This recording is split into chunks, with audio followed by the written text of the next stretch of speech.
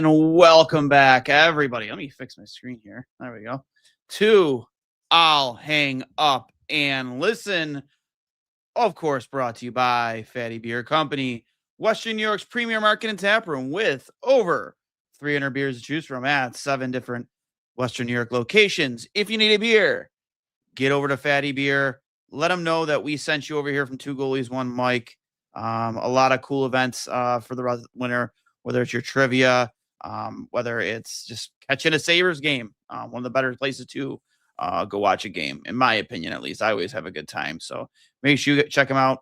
They have locations in Kenmore, Amherst, Lancaster, North Tonawanda, Hamburg, Orchard Park, Rochester, Ohio, if you happen to be there.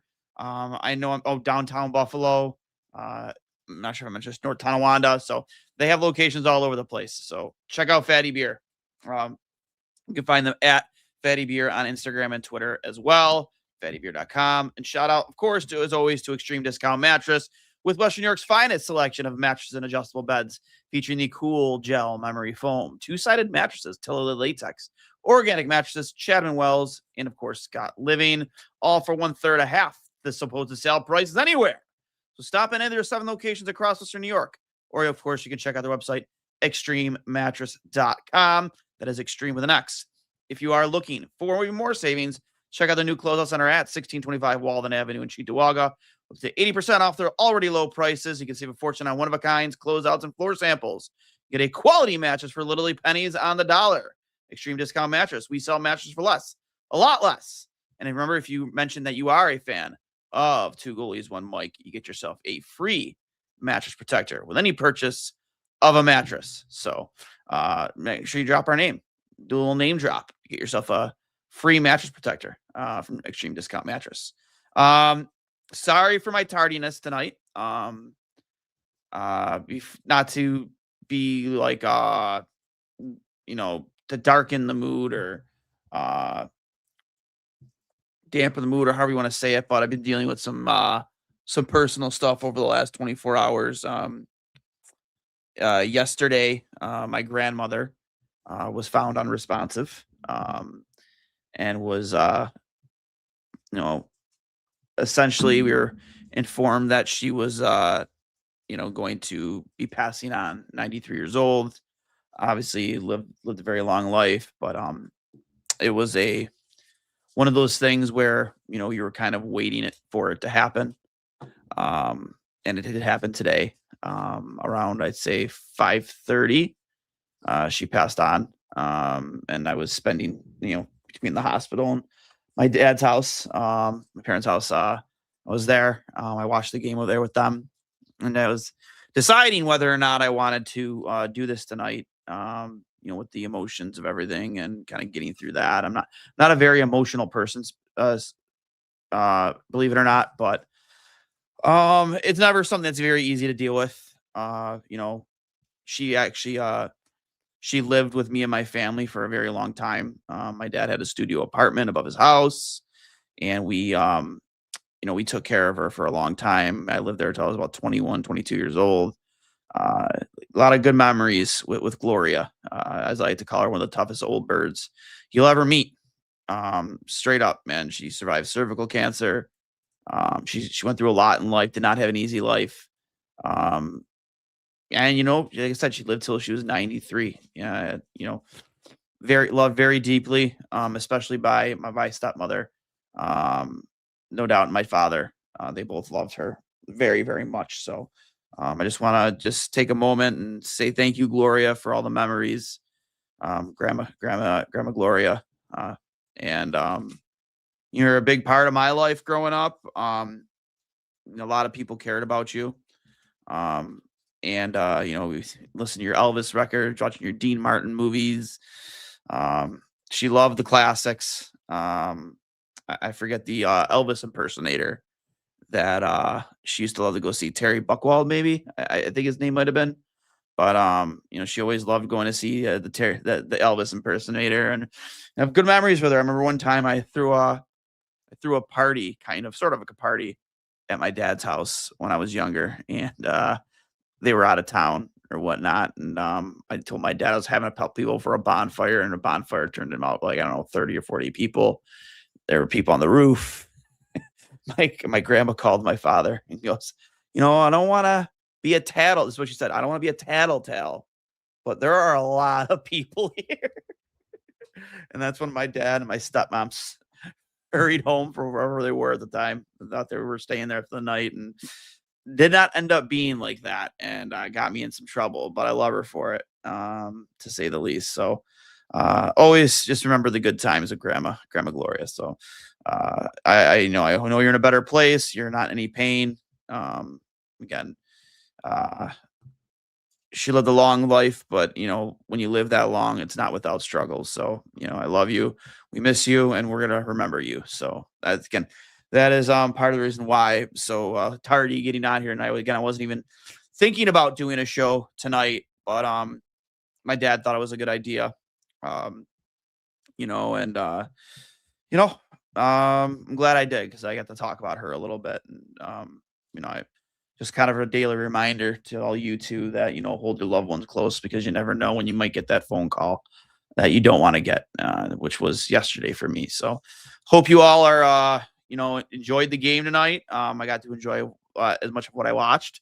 Lion King made history, right? 10th consecutive win, passing Jerry Desjardins, who ironically enough was drafted by the LA Kings, and then eventually obviously played for the Sabres, where he would set that record.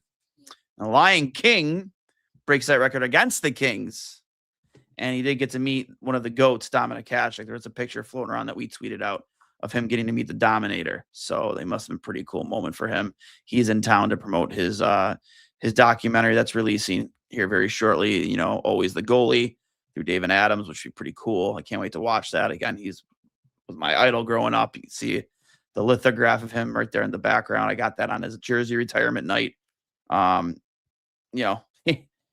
Big part of my upcoming with hockey, no doubt. So cool to see Alex, break that record on a night where you got a guy like Dominic Hasek in the building. So super stoked for sure. So but yeah, a lot of stuff to talk about. Alex Tuch. And I tweeted it out after he scored his first or second goal. Remember the old Miroslav Shatan highlight, where he absolutely undressed Eddie Belfour when he played for the Leafs after a nice board pass from Chris Drury, of all people. You almost forget that they played together, Shatan and Drury. That was a board pass to Shatan, and he absolutely embarrassed Eddie Belfour. Deked him out of his pads and had the one arm on the puck and kind of swept it around him in the back of the net. And he escaped from that, and he just goes like to Darcy, waiting for that phone call. Pay me. So I tweeted that out. That's Alex talked to Jarmo Kekalainen, right? Pay me. And honestly, right now, how do you trade Alex Tuch? How could you justify, with the trajectory of this team and how well they're playing together, you don't want to break up this cohesiveness. You know how respected he is in that locker room. On how on earth can you justify trading Alex Tuch? You just can't. You can't. You just cannot. There is no way. There is no way. And anything, you should sign him. 30-year-old or not. 30-years old or not. He is a Selke candidate, and you can be afraid of the age thing, sure, but like there are a lot of guys who still play some of their best hockey late on in their career. Granted, I'm not comparing him to Sidney Crosby or Alex Ovechkin, but look at the both of them. They're still playing at a very high level. A lot of guys can still play very good hockey. And if you get 5 or 6 good years out of that 8, then what the fuck are you complaining about?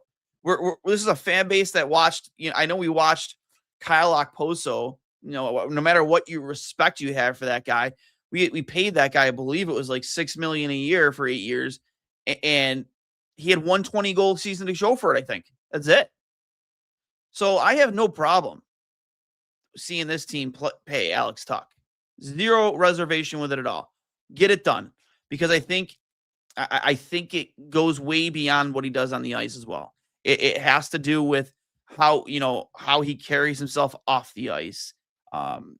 his effect on his teammates, all of it, man. Like I just don't see how you could possibly justify um trading that guy right now. How could you? How can you? I don't think you can. If you can find me a reason why outside of the age thing, I don't know. I just can't.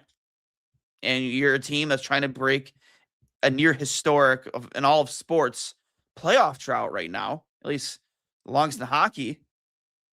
And if you're going to do that, you need a guy like Alex Tuch. He has playoff experience. He's been to the finals. And for me, that's enough of a reason to keep him around. How many guys on this team have that type of pedigree in the playoffs or that type of experience in the playoffs? There's not many. Not many. And we'll talk about Alex Lyon again. Like,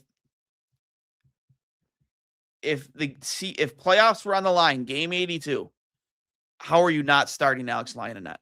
How are you not starting if you do make it to the playoffs? Again, you don't want to count your chickens before they hatch. You're starting night one, Alex Lyon. You have to. Like, there's just no way you don't. He has easily been the most productive player on this team, probably next to what we'll say Tage. Who else? Who else has been as consistent as Alex Lyon? It's just crazy to me. Absolutely crazy. And man, I might just go get an Alex Lyon jersey. I think I have to. I just have to at this point. I have to go get an Alex Lyon jersey. It's crazy. A quote from Alex Tuch: "We're trying to prove as a team we're legit. We are not just gonna go for the playoffs. We're gonna go for the cup. That's the end goal. Honestly, we're not here just to squeak in." What a quote! What a fucking quote from Alex Tuch. Incredible. Absolutely incredible. Good point from Buffalo Buckeye. You almost forget about Samuelsson sometimes because of the history there with him over the last couple of seasons. But Samuelsson probably has been as consistent, if not more consistent, than Alex Lyon. Samuelsson, just you literally say this sentence and mean it. How does he get left off Team USA? How? If you're Bill Guerin and you're watching this guy and how good he's been defensively and offensively, he's been one of the most complete defensemen in the league this year. Just incredible. Lyon is the reason for the season, man. He and Yarmo have been key additions. I mean, he's not the only reason. He's a big part of this, man. It's such a big fucking part of this. And hockey is just so exciting in Buffalo again. So exciting in Buffalo again. Thank you, Lion King. And the turnaround from Bowen Byram here, again, another great point. Bowen Byram's season just really turned around. He took a lot of flack to start the year. Coming into the season, he was referred to as a Dahlin point assist merchant, just getting those secondary assists via Dahlin. Yeah, I don't know. It's been so much fun to watch, to say the least. And I did see someone here that mentioned your stream connection is getting worse, dude. I apologize. I don't know what's going on. If my stream is bad. It says I have full bars here or for Wi-Fi, whatever that means. So I apologize if the stream isn't coming in as clear. I don't know what to do at this point. Lyon is rock steady, no doubt. Like, Lyon right now is probably your MVP in the season, right? Like, who's the MVP at this point in the season? It's got to be Alex Lyon or Alex Tuch or Matthias Samuelsson. Dahlin has really amped it up. And I appreciate all your condolences in the chat. And listen, I needed this too. I needed this to come here and talk to all you guys. Like I said, I feel like we talk about family, we talk about, being with family during times like this. This is part of my extended family, in my opinion. You guys, like this this show has very much so gotten me through a lot. This chat has very much so gotten through me through a lot. You guys have got me through a lot. And that was part of the deciding factor for sure. No doubt. So uh and we got, like Mauricio says, family, we are family. Absolutely. We are family. You know, this is I look forward to coming on here and chatting with all you guys as often as we do. I do. It's a lot of fun. Again, I wish I could have got on here a little bit earlier. Uh, I kind of booked it out of my dad's house, like right as Tuch scored that empty net goal. Live about 25 minutes away from him. So I tried to get here as quickly as I could, get the dogs out uh, before I did that and everything. And, it's, and I hope I didn't miss too much of you guys while you're waiting for the stream to start. But, I appreciate you waiting around and hanging out with me on a very tough 24 hours for me and talking about an awesome and hang up and listen family. No doubt. You guys are. You guys are. And I appreciate the hell out of you. Um, no doubt. So, but rushed here to do this with you guys. It's how it does. As fun as it's been, especially since December 1st, when this stretch of games started and the Sabres went on this run the way they have. This has been so much fun. And I wouldn't trade it for anything. I really wouldn't. No way. There were some crazy. I know I haven't. If you guys can somebody in the chat fill me in on the out of town scoreboard again? It's been tough for me to to follow out of town scores with everything going on. But if somebody can fill us in on the results or scores out of from the out of town scoreboard, I would appreciate it. If we qualify for playoffs, pool party at Playboy Mansion, LA style. I'm pretty sure he's talking about Connor Hurls' house in LA. The stupid Habs won. We got them Saturday. Huge fucking game. Huge game. My boy Greg Day Jr. What's up, homie? Manager over at Fatty Beer Lancaster. Get over there. So I'm assuming Bruins, Habs, Penguins all won. I'm assuming that's what it meant. Not great. Not great for the out-of-town scores for sure. But Jack Quinn has gone on a little bit of a run lately, a quiet run. He's had a couple goals sprinkled in here and there, with 3 assists tonight. Thought he played really well. Peyton Krebs did his thing tonight, getting under players' skin all night. All night. That little run-in with Kemper in front of the net. Got into it with Quentin Byfield, and then he grabbed somebody else that wasn't even involved with the play. That was funny. Just a fun game to watch. Definitely take my mind off things. But yeah, it was another complete night, right? I mean, they got outshot for sure. I mean, like I said, Lyon made 37 saves tonight. I think if somebody can correct me, I think we won the face-off battle though, which is you don't normally see that often. That's for sure.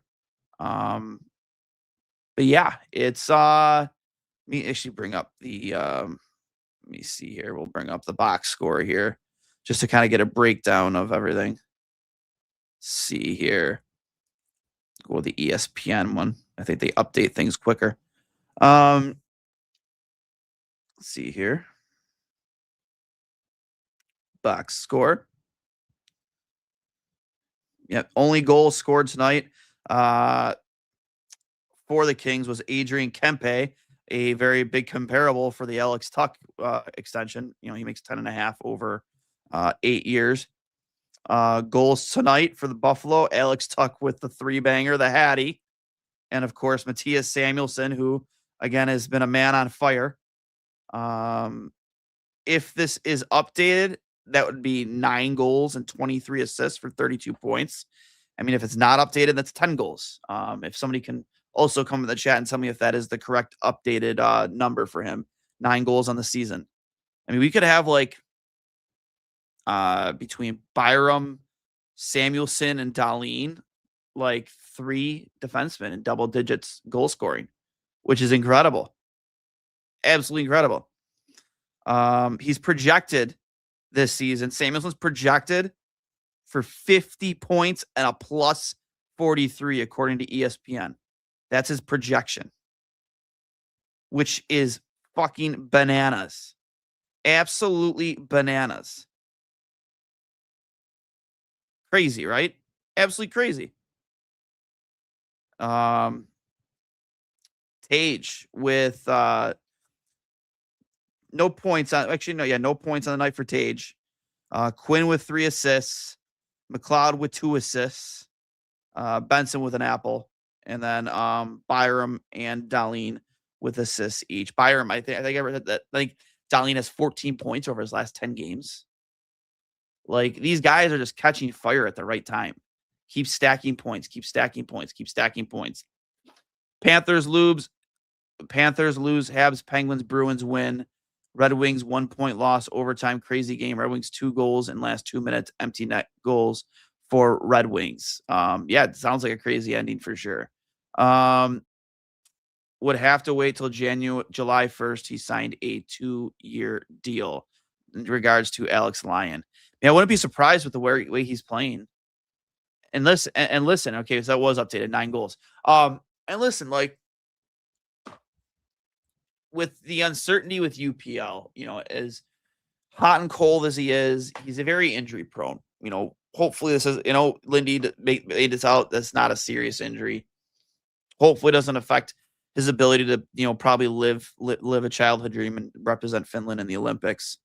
But there was a reason why they brought in Colton Ellis and kept him around.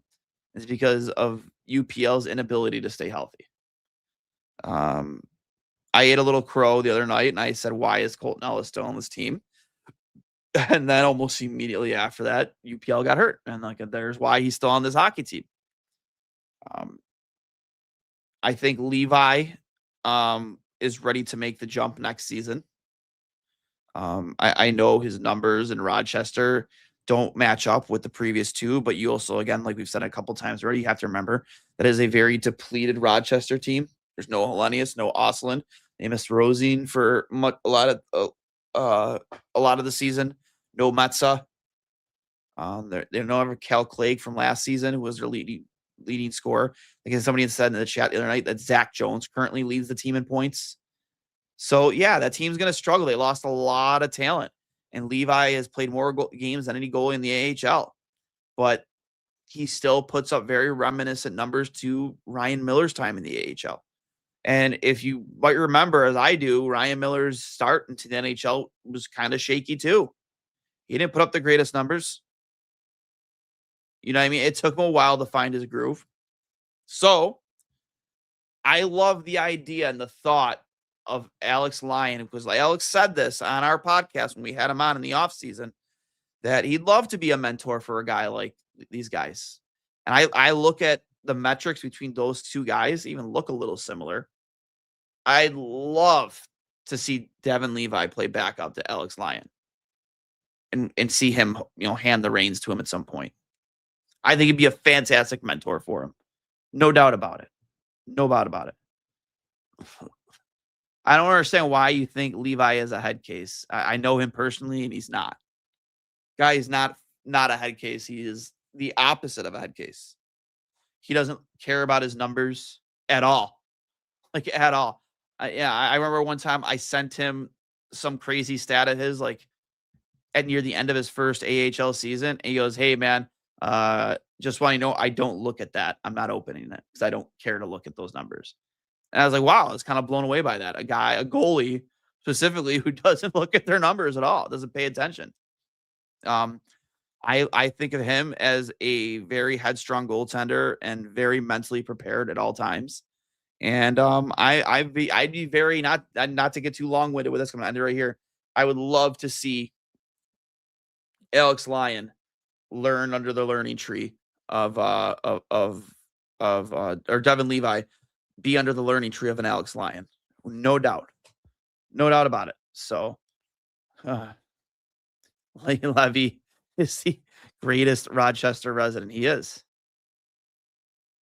Why is he playing? Because he just turned 20. Is he 23 or just turned 24? Ryan Miller played in the AHL till he was 25. So, I mean, yeah, it's not abnormal. Dustin Wolf, who was one of the best goalies in the AHL as well, who's a year older, also played in the AHL to this age. So it's gonna take time, but I very confident that he is an NHL goalie. So no doubt about it. And that's enough of that. Yeah, they lost their GM too. They lost Carmanos. Like they lost everybody. They lost everything there. So that being said, man, it's been a really long day, and I'm not gonna hang out for too much longer. But what a fun win tonight! What a fun win! Getting back to the Alex Tuch point, you have to wonder with the Olympic roster freeze looming. Will there be a deal made before then? Then the trade deadline in March. You have to sit here and wonder, what's the move, Yarmo? Do you go and find yourself a third pairing defenseman? Because right now you're using Bryson and Metza a lot, and you probably don't want to be doing that going into the playoffs, right? I mean, they're getting some valuable experience right now, but at the end of the day, like when you get Connor Timmins back, he's the guy. Do you want somebody else pairing with Connor Timmins? You know? Do you want another top 6 player? I think you're pretty filled out in your bottom 6. You know, that fourth line was really buzzing tonight. You know, I don't think you mess with that, but somebody's got to go. Josh Norris gets back in this lineup. You know, somebody's coming out. What if Yuri Kulik comes back? He's back in this lineup. No doubt about it. Don't shake it up. You add playoff experience. I totally agree. Yarmo gets Tuch to sign the Doan terms. I think there's zero chance Alex Tuch takes anything less than $9 million a year. There's no way. There's no way. Kulik is skating and practicing. That's absolutely true. And no, we're not talking about calling up Levi this season unless they absolutely have to. You know, let him go chase a Calder Cup in the AHL. Again, with a very depleted team.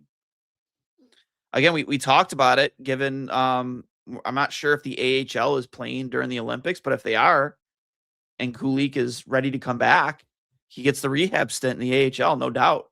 No doubt. But yeah, you got to think of guys that you'd have to free up, or who's leaving this lineup. Jordan Greenway is a guy that comes to mind. I know some people out there might not want to hear it, but Jack Quinn, you know, he's played pretty well lately. He's having a sneaky good season for his standards and what your expectations of him are. He is. He's having a sneaky good season. And I'll bring up his numbers right now. Jack Quinn has 12 goals and 22 assists for 34 points, and he's a +4. Games played this season, he's played 53. He's been relatively healthy. He's projected to play 82, apparently. He hasn't missed a game this season. That's crazy. That's true. Again, we don't know. We don't know if we can trust ESPN here. But he has stayed healthy this year after signing that extension. And according to ESPN here, they have him on pace for 53 points. I'll take that all day from Jack Quinn. Take that all day for Jack Quinn. I see, you know, Consta probably goes back down. You might be right there. Even though him and Osland have looked great together, I wouldn't be surprised if Consta, given like the history of the way Lindy does things, he could definitely be the guy on his way down. I really hope we get the Tuch extension before the Olympics. I agree. I hope we do too. Some options here from Jason, Logan Stanley, Jared McCann, and Brandon Duane. Yeah, those would all be great additions with some solid pedigree. Do we really need Danforth? That'll free some. I know Lindy loves Danforth, but like you almost forget that he's on the team.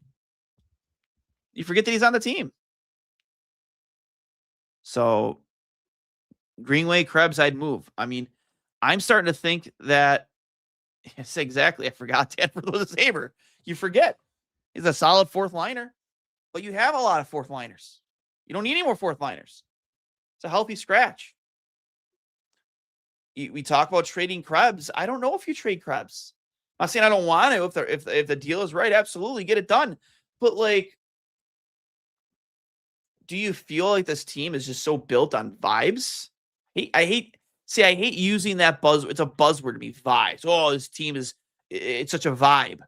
But like, I feel like the culture has improved so much that the culture in that room is so important to keep it intact. And how important is Peyton Krebs to that culture? I don't know. I mean, this is a league of professionals, so you would hope that they could get over it because, like, at the end of the day, it is a business as well, and business is winning a Stanley Cup, just like Alex Tuch said. But man, like, do you trade Peyton Krebs? Seeing how Tage is signed at 7, I doubt Yarmo wants to pay $1 million more of that. Yeah, but here's the thing though. Immersive reactions, and welcome to chat. I haven't seen you. You know, shout out to you. You know, thank you for popping on with us. That's Tage Thompson's fault. And that's his agent's fault. Could have never signed that contract. He had finally had a breakout year. Kevin signed him early, and feathering Kevin's hat because he's playing right now on the best contract in hockey, and he probably hates it because he should be making it Darlene money. Absolutely, Tage Thompson should be making Darlene money. And that's his fault. He could have taken a bridge deal. He didn't. He took a long-term deal, and he regrets it, no doubt. I know maybe stability and certainty mean a lot to players, and maybe he didn't want to bet on himself and, you know, jumped at the chance to make over $7 million a season, but that's his fault. That is his fault. So momentum is real. Vibes and chemistry do matter. I'm at the point where I'll be disappointed if they don't win a playoff series. So I hope Yarmo makes the right move. Maybe I'm being greedy. No, you're not being greedy. This fan base could not be greedy. No way. There's no way you can be greedy. Look what we've been through. Look what we've been through as a fan base. No, we're not being greedy. Not the slightest. Send Duane and Danforth to Rochester when healthy. I still think guys have to come out of the lineup, though. Like, look at the lineup you had tonight. Who's coming out? Who is coming out? I don't know. Tage seems like he's possibly the type of guy to take a pay cut. He knows $7 million is enough. Yeah, but at the end of the day, though, like you kind of look back at that, it's like I could be making $4 million more a year, and that's that's life-changing money for all of us. You know, for him, maybe he's okay swallowing that a little bit, but I don't know, man. That's a tough pill to swallow. I'm liking Power more, and I'm no apologist for him. Yeah, I mean, I've always I've noticed, at least over the past few games, they've like the broadcast has almost kind of gone out of their way. I don't know if anyone else has noticed this to kind of bring up how good Owen Power has been lately. I've heard it said like Ray at least twice over the past couple games has gone out of his way to say that when he wasn't really making an impact on the score sheet. Hasn't really made much of an impact on the score sheet all season. But it's almost like they're kind of going out of their way to positively reinforce Owen Power. And I'm not saying that, he hasn't played bad. He's played well. He absolutely has. But he's making $8.4 million. He's got 12 points or 15 points in the season. It's a +2. I know plus minuses and everything, but you want more from him for sure. No doubt. But I don't know if that's like a team thing, like where maybe they want the broadcast to positively reinforce. Maybe it's a ploy to like, hey, let's get this kid in the right mindset. let's get him, let's get him some swagger. Maybe Owen Power hears the broadcast is, talking glowingly about him, that maybe it just, and I could see that maybe if it ever was a confidence problem, that, hearing some positive reinforcement can go a long way for a player. But yeah, I don't know. I haven't hated his play either. He's supposed to be an offensive defenseman. He just hasn't been. Let's Byfield run Lyon and just stand there and not respond, protect his goalie. Yeah, I did. I saw that too. And like, I'm like, that's always been the knock on him, right? Just not responding to stuff like that, not being physical. But you can't look at the body of work over the last 10, 12, 13, whatever amount of games, and you look at Owen Power and say, oh, he's fucking sucks. I mean, he's not the first, the second, or the third best defenseman on his team. He's like the fourth, for sure. He's not better than Samuelson. He's not better than Byram. He's not better than Donnelly. He's your fourth best defenseman right now. And who knows where Kessler will be if he didn't start off the year hurt, which is crazy. And now they talk more about it. It's kind of crazy. Again, he's been paid $8.4 million, and he's your fourth best defenseman this season. Craziness. Absolutely craziness. I want to kick it back to our sponsors at Fatty Beer Company, Western New York's premier market and tap room, with over 300 beers to choose from at 7 different Western New York locations. If you need to get a beer, get over to Fatty Beer. Let them know we sent you over here at Two Goalies, One Mike. And, of course, Extreme Discount Mattress. If you're looking for savings on a mattress, make sure you get out to any of their 7 locations in Western New York. You can visit them at extrememattress.com. They have a new closeout center at 1625 Walden Avenue in Cheektowaga. We get to 80% off their already low prices. You can see a fortune on one-of-a-kinds, closeouts, and floor samples, and get a quality match for literally pennies on the dollar. And remember, if you do mention that you are a fan of Two Goalies, One Mike, when you go in to get a mattress, you do get a free mattress protector with any purchase of a mattress. So make sure you mention our name, and they'll take care of you.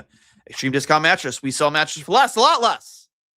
So thank you again to our sponsors. And Real Deal Power, Real Deal Primer. Power is developing like a goalie. It's all right. Don't need him now. He will deliver. Number 1 pick. Could have just put that all in one message, bud, but I appreciate the enthusiasm. Power is going to score the OT winner in Game 7 versus the Habs in the first round. You watch. The positivity for you, considering your handle name is Owen Power Sucks 25. I don't know if it's serious or sarcasm, but I appreciate it, man. I do appreciate it. We're going to get to the locker room comments here momentarily. Just some quotes coming from the players and the head coach out of the Sabres locker room. Let's see what the players and coach had to say. Well, actually, Caps beat the Red Wings in a shootout. Sabres gained 1 point on Detroit to close and within 3 points of second place in the Atlantic. Lindy Ruff says Jack Quinn is skating so much better this year. Says he put a lot of work in finesse-wise. He followed a plan, and it has paid off. Ruff says Lyon knew he would be a great. They knew that Lyon would be a great competitor, and they knew with the difficult schedule this year that they needed another goalie that they could count on. Ruff says they got incredibly cute in the second period. Says they got much better in the third. From Alex Lyon, if you have the recipe leading up to the game, you can't mess around with it. You can't be fearful of losing that game. Says you can't be scared of failing. He's trying to take that mentality to the ice. Lyon on the 10 wins in a row. It's great. It's awesome to be a part of the history. When you're stacked up against Ryan Miller and Hasek, I've idolized those guys growing up. For me, I'm happy for the team. My goal coming into this year was to win games for this team. Kesslering says he's never been part of a team where the D are so involved in the offense. That was very, very noticeable tonight too. How much the defensive play was carrying the offensive breakout and contributing. Very noticeable tonight. Kesslering says he's never been a part of a team where the D are so involved with the offense. Says it's a great It's been great and really fun. More from Kesslering says Alex Lyon has been pretty dialed in all year. Says he's a gamer and has been around the block and he saw an opportunity here. So he's been great in the room too. Kesslering on the third period says they just managed the puck a little better, got hunkered down. Says their third periods have been good the last couple of weeks. Tuch said, "We're not just going for the playoffs; we're going to win the cup." Tuch says he's proud of Lyon. He comes to work all the time. He's a hell of a goalie. He's good. He's good. Crazy. He's good. Crazy. Thanks, Alex Tuch. Says he's feeling it. Says you can see it. See in his confidence. Tuch, it was good. Honestly, it was really good. Their team win. There were great plays made by everybody. Guys were buzzing in the third. We locked it down. Everyone is committed to winning in the D zone, and our goaltending has been phenomenal right now. Yeah. And you got to love that quote from Alex Tuch, too. We're not just here to make the playoffs this weekend. We're here to win a Stanley Cup. And you love that. You love that. Hopefully, we get news on a Alex Tuch extension tomorrow. Wouldn't that be fantastic? Even a Byram extension. I don't know when they're allowed to do that, but I would get on that one, too, because he's been fantastic for them. A lot of guys up for extensions. Zach Benson and Kesslering included, too. So, Achilles comebacks take 1 year plus for best recovery. Quinney is proving that, no doubt. So I just want to thank you guys all for popping in with me. I appreciate it. Like I mentioned at the top of the show, it's been a rough 24 hours. You guys always help get me through stuff like that. The good, the bad, the ugly. Or as my former co-host Johnny Cullen would say, the good and the bad and the cully. So shout out to all of you. Thank you for sticking with me here. And again, I apologize for the late start, but circumstances prevented me from being here earlier. So appreciate all you. I love all of you. We'll see you Saturday night. Always, as always, go Sabres.